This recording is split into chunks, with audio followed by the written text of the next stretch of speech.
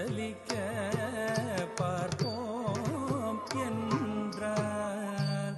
சாந்தணிந்து செவ்வந்தி தோட்டை காட்டி மயக்கி மாயாவி தனமுள்ள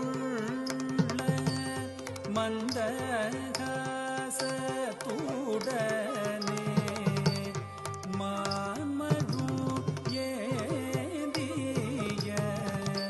கரத்தை குடமரைத்து